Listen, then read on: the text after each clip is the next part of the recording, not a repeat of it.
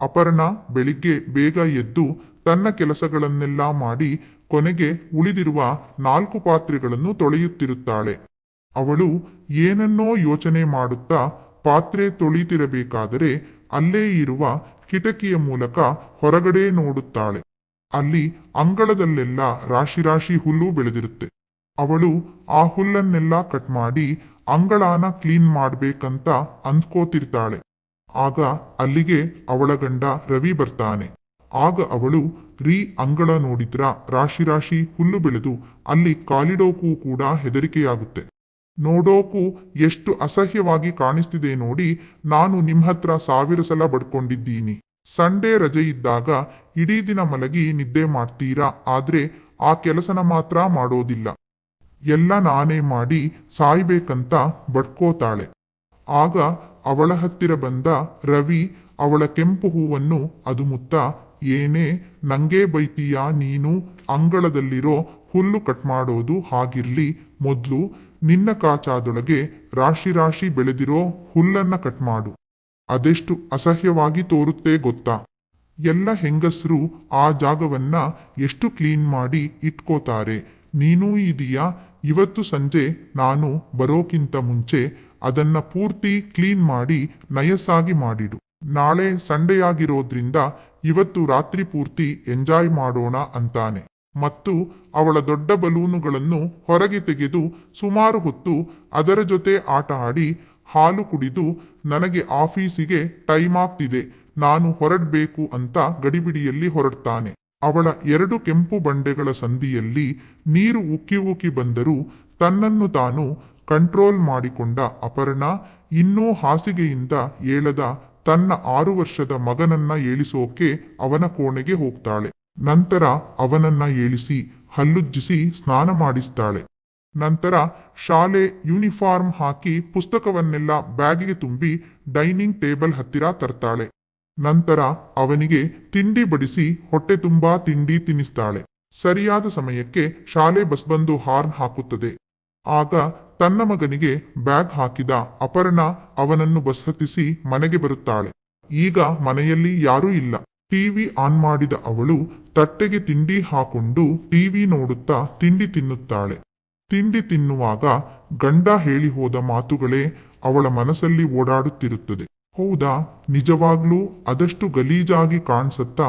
ನೋಡೋಣ ಅಂತ ತಾನು ಮಲಗುವ ಕೋಣೆಗೆ ಹೋಗಿ ಬಟ್ಟೆ ಎಲ್ಲವನ್ನು ತೆಗೆದು ಮಂಚದ ಮೇಲಿಟ್ಟು ಮೈ ಮೇಲೆ ಏನೂ ಇಲ್ಲದಂತೆ ಕನ್ನಡಿ ಮುಂದೆ ನಿಲ್ಲುತ್ತಾಳೆ. ಅಪರ್ಣ ಎಲ್ಲರಿಗಿಂತ ಹೆಚ್ಚಾಗಿ ತನ್ನನ್ನು ತಾನು ಪ್ರೀತಿಸುತ್ತಿದ್ದಳು. Self love is the best love ಅನ್ನೋ ಪಾಲಿಸಿನ ಅವಳು ಫಾಲೋ ಮಾಡ್ತಿದ್ಲು. ಈಗ ಅವಳು ತನ್ನ ಸೌಂದರ್ಯವನ್ನು ನೋಡಿ ಹೆಮ್ಮೆ ಪಡೋಕೆ ಶುರು ಮಾಡ್ತಾಳೆ. ನಿಜ ಹೇಳ್ಬೇಕಂದ್ರೆ ಅಪರ್ಣ ಒಬ್ಬಳು ಅಪ್ರತಿಮ ಸುಂದರಿ. ಶಿಲ್ಪಿಯ ಕೆತ್ತನೆಯಿಂದ ಮೂಡಿಬಂದ ಅಪ್ರತಿಮ ಮೂರ್ತಿಯಂತೆ ಅವಳ ಎಲ್ಲಾ ಅಂಗಾಂಗಗಳು ಪರ್ಫೆಕ್ಟ್ ಆಗಿದ್ದವು. ಒಂದು ಮಗುವಾದರೂ ಕೂಡ ಹಣ್ಣುಗಳು ಜೋತು ಬೀಳದೆ ತುಂಬಾನೇ ಗಡುಸಾಗಿತ್ತು. ಅವಳು ತನ್ನೆಲ್ಲ ಅಂಗಾಂಗಗಳನ್ನು ನೋಡಿ ಹೆಮ್ಮೆ ಪಟ್ಟು ಕೊನೆಗೆ ತನ್ನ ಹೂವನ್ನು ನೋಡುತ್ತಾಳೆ.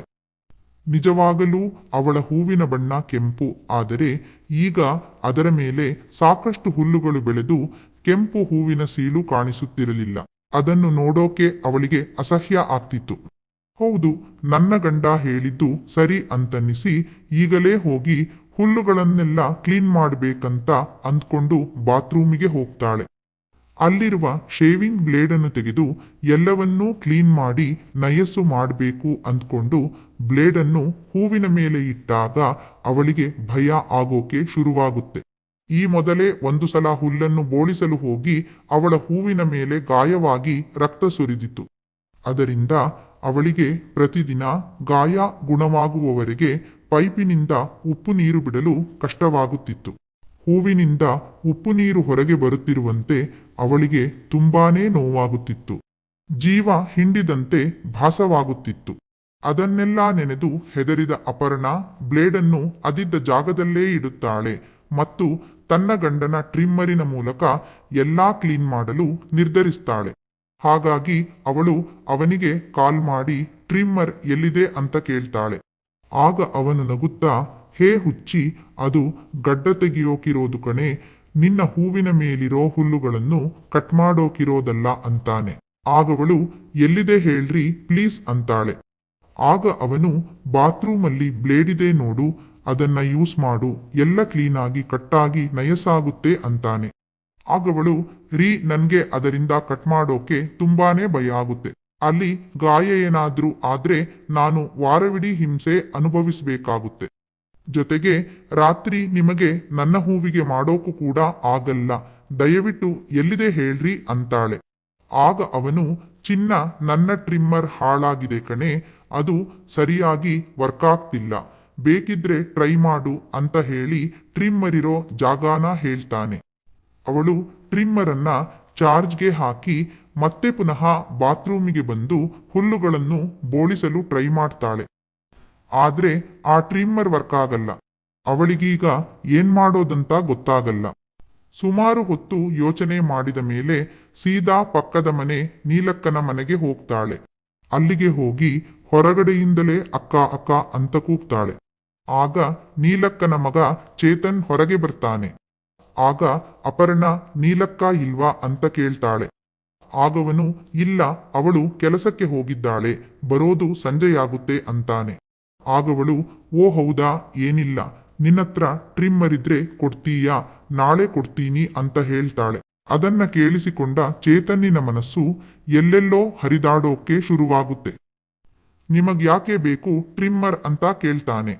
ಆಗ ತಡಬಡಿಸಿದ ಅಪರ್ಣ ನನ್ಗಲ್ಲ, ನನ್ನ ಗಂಡಂಗೆ ಅವರ ಟ್ರಿಮ್ಮರ್ ಹಾಳಾಗಿದೆ, ಅದಕ್ಕೆ ನಿನ್ನ ಟ್ರಿಮ್ಮರ್ ಕೇಳ್ತಿದ್ದೀನಿ ಅಂತಾಳೆ. ಆಗ ಚೇತನ್ ಓ ಹೌದಾ, ಸರಿ ಕೊಡ್ತೀನಿ, ಒಳಗಡೆ ಬನ್ನಿ ಅಂತ ಅವಳನ್ನ ಒಳಗಡೆ ಕರೆದು ಕೂರಿಸಿ ಫ್ರಿಜ್ಜಿನಲ್ಲಿರೋ ಕೋಕೋ ಕೋಲಾ ಜ್ಯೂಸನ್ನ ಕೊಡ್ತಾನೆ. ಮತ್ತು ಟ್ರಿಮ್ಮರ್ ತಂದು ಕೊಟ್ಟು ಇದು ಸರಿಯಾಗಿಲ್ಲ, ಒಂದು ಸಲ ಚಾರ್ಜ್ ಮಾಡಿ ಟ್ರೈ ಮಾಡಿ ನೋಡಿ ಅಂತ ಹೇಳ್ತಾನೆ.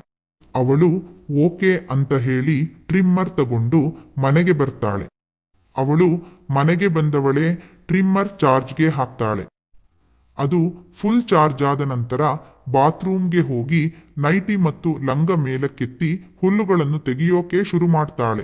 ಅದರಿಂದ ಸ್ವಲ್ಪ ಹುಲ್ಲು ಕತ್ತರಿಸಿ ಹೋಗುತ್ತೆ.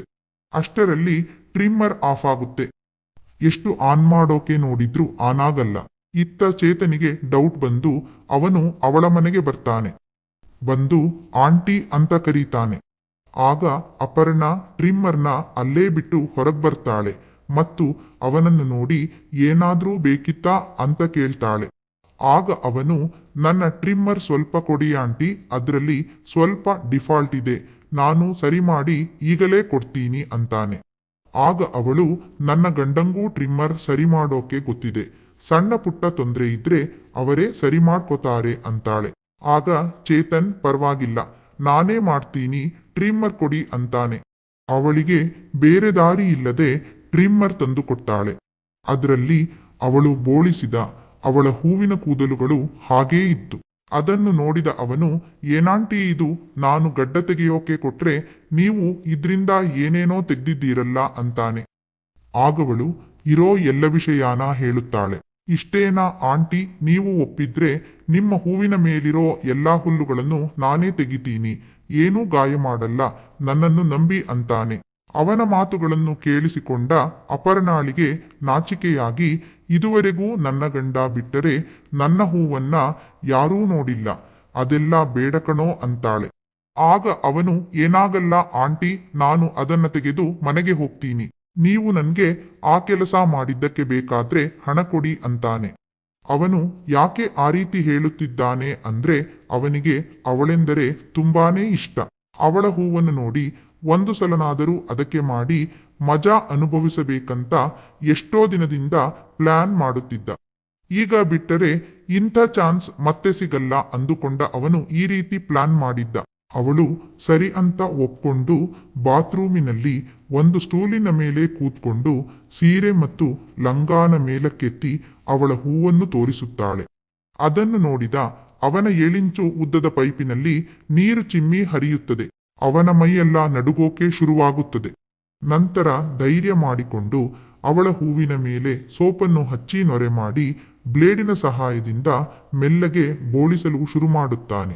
ಅವನು ತನ್ನ ಮನಸ್ಸಿಗೆ ತೃಪ್ತಿಯಾಗುವಷ್ಟು ಅವಳ ಹೂವನ್ನು ಚೆನ್ನಾಗಿ ಉಜ್ಜುತ್ತಾ ಮಜಾ ತಗೊಳ್ಳುತ್ತಿರುತ್ತಾನೆ. ಅವಳಿಗೂ ಕೂಡ ತನ್ನ ಭಾವನೆಗಳನ್ನು ಕಂಟ್ರೋಲ್ ಮಾಡಿಕೊಳ್ಳೋಕೆ ಆಗುತ್ತಿರಲಿಲ್ಲ. ಅವಳಿಗೇ ಗೊತ್ತಿಲ್ಲದೆ ಅವಳ ಕೆಳಗಿನ ಉದ್ದ ತುಟಿಯ ಬಾಯಿ ಜೊಲ್ಲು ಸುರಿಸೋಕೆ ಶುರು ಮಾಡುತ್ತದೆ. ಅವನ ಮುಖದಲ್ಲಿ ನಗು ಮೂಡುತ್ತದೆ. ನಂತರ ಎಲ್ಲಾ ಹುಲ್ಲನ್ನು ಕತ್ತರಿಸಿ ನಯಸ್ಸಾಗಿ ಮಾಡುತ್ತಾನೆ. ಅವಳ ಹೂವಿಗೆ ಒಂದು ಚಿಕ್ಕ ಗಾಯನೂ ಕೂಡ ಆಗಲಿಲ್ಲ. ಎಲ್ಲಾ ಮುಗಿದ ಮೇಲೆ ಅದಕ್ಕೆ ನೀರು ಹಾಕಿ ತೊಳೆದು ತೆಂಗಿನೆಣ್ಣೆಯ ಮಸಾಜ್ ಮಾಡ್ತಾನೆ. ಆಗ ಅವಳ ಕೆಂಪು ಹೂವು ಪಳಪಳನೆ ಹೊಳೆಯೋಕೆ ಶುರುವಾಗುತ್ತೆ. ನಂತರ ಅವನು, ನಾನಂತೂ ನಿಮ್ಮ ಹೂವನ್ನ ನೋಡುವಷ್ಟು ನೋಡಿ ಕಣ್ಣು ತುಂಬಿಸಿಕೊಂಡಿದ್ದಲ್ಲದೆ ಮುಟ್ಟಿ ಕೂಡ ಮಜಾತಗೊಂಡಾಯ್ತು. ಈಗ ನಿಮ್ಮ ಸರದಿ. ನೀವು ನನ್ನ ತಮ್ಮನನ್ನು ನೋಡ್ತೀರಾ ಅಂತ ಕೇಳ್ತಾನೆ. ಅವಳು ನಸುನಗುತ್ತಾ, ಹೂಕಣೋ, ನನ್ಗೆ ನಿಂದು ನೋಡ್ಬೇಕಂತ ತುಂಬಾ ಆಸೆಯಾಗ್ತಿದೆ, ತೋರ್ಸು ಅಂತಾಳೆ. ಅವನು ಮೆಲ್ಲಕ್ಕೆ ಪ್ಯಾಂಟ್ ತೆಗೆದು ಚಡ್ಡಿಯೊಳಗಿರೋ ತನ್ನ ತಮ್ಮನನ್ನು ಹೊರಗೆ ತೆಗೆದು ತೋರಿಸ್ತಾಳೆ. ಅವಳು ಅದಕ್ಕೆ ಎಣ್ಣೆ ಹಾಕಿ ಮಸಾಜ್ ಮಾಡಿ ತನ್ನ ಸುರಂಗ ಮಾರ್ಗದೊಳಗೆ ಬಿಟ್ಟುಕೊಳ್ಳುತ್ತಾಳೆ. ಎಲ್ಲಾ ಮುಗಿದ ನಂತರ ರವಿ ಬಂದರೆ ಕಷ್ಟ ಅಂದ್ಕೊಂಡು ಚೇತನ್ ಮನೆಗೆ ಹೋಗ್ತಾನೆ. ಸ್ವಲ್ಪ ಹೊತ್ತಿನ ನಂತರ ರವಿ ಮನೆಗೆ ಬರ್ತಾನೆ. ಬಂದವನೇ, ಅಂಗಳದಲ್ಲಿ ಹುಲ್ಲೆಲ್ಲ ಹಾಗೇ ಇದೆ, ನೀನಿನ್ನೂ ಅದನ್ನೆಲ್ಲ ಕಟ್ ಮಾಡಿಲ್ವಾ ಅಂತ ಕೇಳ್ತಾನೆ. ಮತ್ತು ಅವಳ ಲಂಗ ಎತ್ತಿ ಅವಳ ಅಂಗಳದಲ್ಲಿ ಫುಲ್ಲು ಕ್ಲೀನ್ ಆಗಿ ನಯಸ್ಸಾಗಿರೋ ಹೂವನ್ನು ನೋಡ್ತಾನೆ. ಅವನಿಗೆ ಅವಳ ಹುಲ್ಲು ಕಟ್ಟಾಗಿ ಒಳಹಾಕುವ ಮಾರ್ಗ ಸಲೀಸಾಗಿರೋದನ್ನ ನೋಡಿ ಖುಷಿಯಾಗುತ್ತೆ. ಮಗುವಿಗೆ ಬೇಗ ಊಟ ಮಾಡಿಸಿ ಮಲಗಿಸಿದ ಅವರಿಬ್ಬರು ಕ್ರೀಡೆಯಲ್ಲಿ ತೊಡಗುತ್ತಾರೆ. ಬೆಳಿಗ್ಗೆ ಏಳುವಾಗ ಇಬ್ಬರೂ ಖುಷಿಯಾಗಿರ್ತಾರೆ. ಅದು ಆದಿತ್ಯವಾರ, ಶಾಲೆಗೆ ರಜೆಯಾಗಿದ್ರಿಂದ ಅವರ ಮಗ ಕೂಡ ಖುಷಿಯಾಗಿರ್ತಾನೆ. ನಂತರ ಎಲ್ಲರೂ ಸೇರಿ ಅಂಗಳದಲ್ಲಿರೋ ಹುಲ್ಲನ್ನ ಕಟ್ ಮಾಡಲು ಆರಂಭಿಸ್ತಾರೆ. ಆಗ ಅಲ್ಲೊಂದು ಹಾವಿರುತ್ತೆ. ಅದನ್ನು ನೋಡಿದ ಅಪರ್ಣ ಬೆಚ್ಚಿ ಬೀಳ್ತಾಳೆ. ಅದೊಂದು ತುಂಬಾನೇ ವಿಷಕಾರಿ ಹಾವು, ಕಚ್ಚಿದ್ರೆ ಉಳಿಯುವ ಸಾಧ್ಯತೆನೇ ಇಲ್ಲ. ಅವಳು ಗಾಬರಿಯಿಂದ ಹಾವು ಹಾವು ಅಂತ ಕಿರುಚುತ್ತಾ ರವಿಯನ್ನು ಕರೀತಾಳೆ. ರವಿ ಬಂದು ಅಲ್ಲಿರೋ ಹಾವನ್ನ ನೋಡಿ ಅವನು ಕೂಡ ಶಾಕ್ ಆಗ್ತಾನೆ. ಆಗ ಅಪರ್ಣ, ಅದನ್ನ ಕೊಲ್ಲೋಣ, ಅದನ್ನ ಹಾಗೇ ಬಿಟ್ಟರೆ ತುಂಬಾ ಡೇಂಜರ್, ನನ್ನ ಮಗ ಇಲ್ಲಿ ಆಟ ಆಡೋಕೆ ಬರ್ತಾನೆ ಅಂತಾಳೆ. ಅದಕ್ಕೆ ರವಿ ಒಪ್ಕೊಳ್ಳಲ್ಲ. ಹಾವು ಕೂಡ ಒಂದು ಜೀವಿ, ಅದಕ್ಕೂ ಕೂಡ ನಮ್ಮ ಹಾಗೆ ಬದುಕುವ ಎಲ್ಲಾ ಹಕ್ಕಿದೆ. ಅವುಗಳು ತಮಗೆ ನೋವಾದರೆ ಮಾತ್ರ ಕಚ್ಚುತ್ತೆ. ನಾವು ಅವುಗಳ ಸುದ್ದಿಗೆ ಹೋಗದಿದ್ದರೆ ಅವುಗಳು ನಮಗೆ ಏನೂ ಮಾಡಲ್ಲ ಅಂತ ಹೇಳಿ ಆ ಹಾವನ್ನು ಓಡಿಸ್ತಾನೆ. ಅದು ಮೆಲ್ಲಗೆ ಕಾಡಿನ ದಾರಿ ಹಿಡಿದುಕೊಂಡು ಹೋಗುತ್ತೆ. ಅವರೆಲ್ಲರೂ ಒಟ್ಟಿಗೆ ಸೇರಿ ಅಂಗಳವನ್ನು ಇನ್ನೂ ಚೆನ್ನಾಗಿ ಮಾಡ್ತಾರೆ. ಹಾಗೆ ಕ್ಲೀನಾದ ಅಂಗಳ ನೋಡಿ ಅವರೆಲ್ಲರ ಮನಸ್ಸು ಕೂಡ ಕ್ಲೀನಾದಂತೆ ಭಾಸವಾಗುತ್ತೆ. ಅಪರ್ಣಾಳ ಮನಸ್ಸಲ್ಲಿದ್ದ ದೊಡ್ಡ